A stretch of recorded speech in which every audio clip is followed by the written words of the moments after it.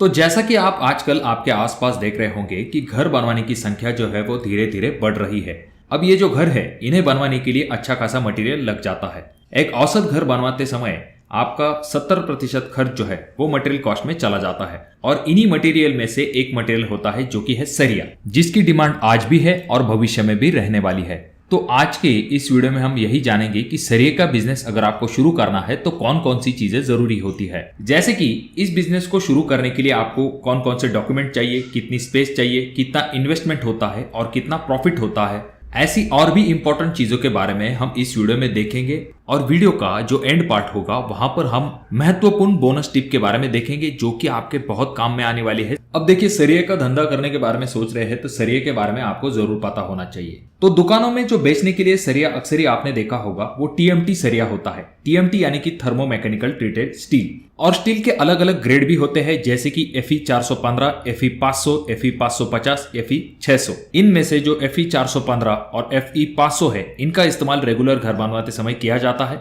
और शॉप के अंदर जो स्टील रखा जाता है वो एक तो प्राइमरी स्टील होता है या फिर सेकेंडरी स्टील होता है। अब जो प्राइमरी स्टील बनाने वाली कंपनियां हैं जैसे कि टाटा, सेल, JSW, ऐसे कंपनियों का जो सरिया होता है वो प्राइमरी स्टील के कैटेगरी में आता है।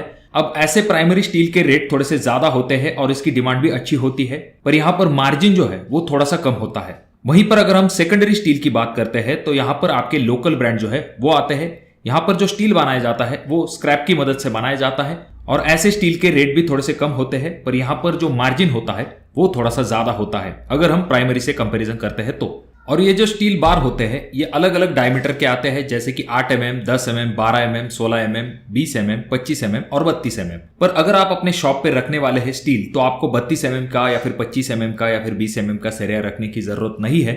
आप यहाँ पर शुरुआती वक्त में 6 mm, 8 mm, 10 mm, 12 mm ऐसे सरिये को रख सकते हैं, क्योंकि आमतौर पर जो मकान बनाए जाते हैं उनके लिए इन सरिये के डायमीटर की ज्यादा डिमांड होती है। और अगर आप 20, 25, 32 mm का डायमीटर वाले स्टील को लाके रखेंगे तो वैसे के वैसा ही वो मटेरियल जो है वहां पर पड़ा रहेगा और आपका पैसा भी फंसा रहेगा।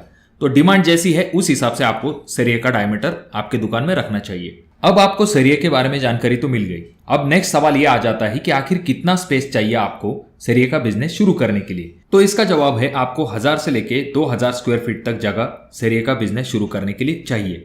अगर इससे ज्यादा जगह मिलती है तो ये तो अच्छी बात होती है। अब सरिये का व्यवसाय शुरू करते समय आपको उस जगह पर कोई बड़ी बिल्डिंग बनाने की आवश्यकता नहीं होती है। आप अपने लिए एक छोटी सी केबिन वहां पर बना सकते हो जहां पर आप बिलिंग और बाकी चीजों का काम कर सकते हो और बाकी बची जगह पर आप सरिये को रख सकते हो।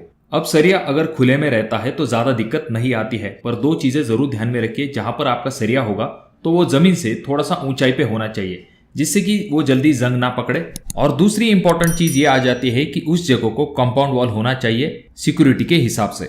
अब नेक्स्ट पॉइंट यहाँ पर यह आ जाता है कि सरिये का बिजनेस शुरू करते समय क्या आपको खुद की जगह चाहिए, तो इसका जवाब है बिल्कुल भी नहीं। अगर आपकी खुद की जगह है तो बात अलग है, पर आप जगह जो है वो रेंट पे ले सकते हो। इसका कारण यह हो जाता है कि अगर आप जगह लेने के लिए बहुत पैसा खर्च कर देते हो तो बिजनेस के लिए आपके पास पैसा बहुत ही कम बच जाता है। वही पैसा अगर आप बचा लेंगे और मटेरियल में इन्वेस्ट करेंगे तो आपको ज्यादा प्रॉफिट होगा। अगर इस बिजनेस को शुरू करने के लिए कौन कौन से डॉक्यूमेंट चाहिए, तो यहाँ पर आपको ID proof, pan card, GST, current bank account और शॉप एक्ट लाइसेंस जैसी चीजों की आवश्यकता होती है। और इस बिजनेस को शुरू करते समय आपको किसी फैंसी मशीनरी की आवश्यकता नहीं होती है, सिर्फ आपको एक वेट करने वाली मशीन की आवश्यकता होती है जिसके ऊपर आप सरिये का वजन कर सकते हो। और अगर हम लेबर की बात करते हैं तो कम से कम आपको 2 लेबर की आवश्यकता होती है। इन लेबर की आवश्यकता आपको सरिये का वजन करने के लिए, गाड़ी को लोडिंग या फिर अनलोडिंग करने के लिए होती है। नेक्स्ट पॉइंट है इन्वेस्टमेंट। तो इस तरह का बिजनेस अगर आपको शुरू करना है तो आपको कम से कम 5 से लेकर 7 लाख रुपए की आवश्यकता होती है। अब इन पैसों की मदद से आप होलसेलर के पास से मटेरियल को परचेस कर सकते हो और अपने दुकान में सेल के लिए रख सकते हो। अगर आपके पास इन्वेस्टमेंट के लिए और भी पैसे हैं, ऐसे वक्त में आप डायरेक्टली कंपनी की डीलरशिप ले सकते हो।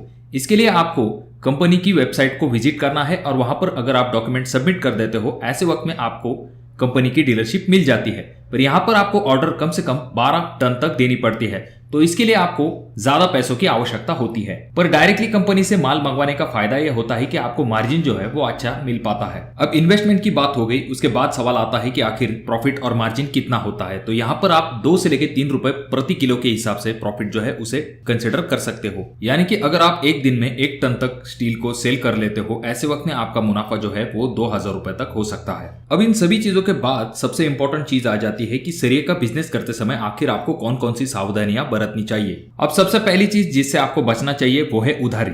इस धंधे में बहुत ही ज्यादा उधारी का प्रमाण होता है। अब जब आप उधार माल देना शुरू करते हो, ऐसे वक्त में आपका सेल थोड़ा सा बढ़ सकता है, पर ऐसा उधारी में दिया हुआ माल का पैसा फंसा हुआ रहता है और कभी कभी वो डूबने के चांसेस भी बढ़ जाते हैं। इसीलिए जितना आप उधारी को अवॉइड करेंगे उतना आपके बिजनेस के लिए अच्छी बात होती है। अब यहाँ पर समझने वाली दूसरी चीज ये आ जाती है कि अगर आप सरिये का बिजनेस शुरू करने के बारे में सोच रहे हो तो उससे पहले आपको थोड़ा बहुत एक्सपीरियंस लेना जरूरी होता है।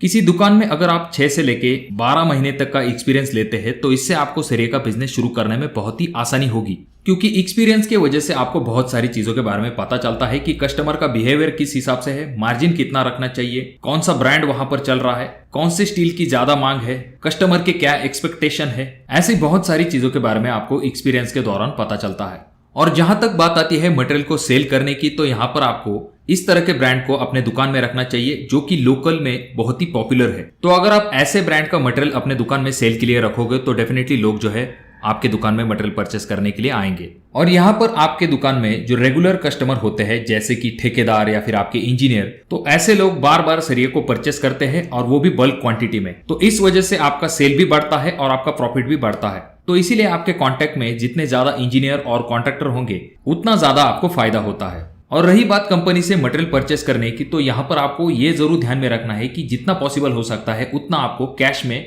मटेरियल को परचेस करना है। अगर आप क्रेडिट में मटेरियल को परचेस करेंगे, ऐसे वक्त में 25 दिनों बाद कंपनी आपको 2% से चार्ज लगा सकती है, जिससे कि आपके प्रॉफिट पे परिणाम होता है।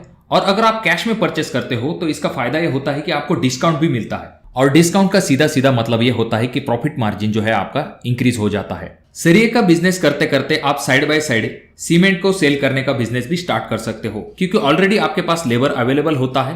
पर यह करने के लिए आपको थोड़ी सी एक्स्ट्रा स्पेस और एक्स्ट्रा कैपिटल भी चाहिए होगा। तो आपके एरिया में कौन से कंपनी का स्टील ब्रांड सबसे ज्यादा पॉपुलर है, कमेंट बॉक्स में कमेंट जरूर कीजिए। और कंस्ट्रक्शन फील्ड से जुड़े हुए कौन से बिजनेस के बारे में आप जानकारी चाहते हो, इसके बारे में भी आप कमेंट कर सकते हो। वीडियो अगर आपको अच्छा लगा हो तो जरूर इसे लाइक कर दीजिए। चैनल पे अगर आप लोग नए आए हो तो चैनल को जरूर सब्सक्राइब कर दीजिए। और इन तीनों वीडियो में से कोई एक वीडियो आपके जरूर काम में आ सकती है।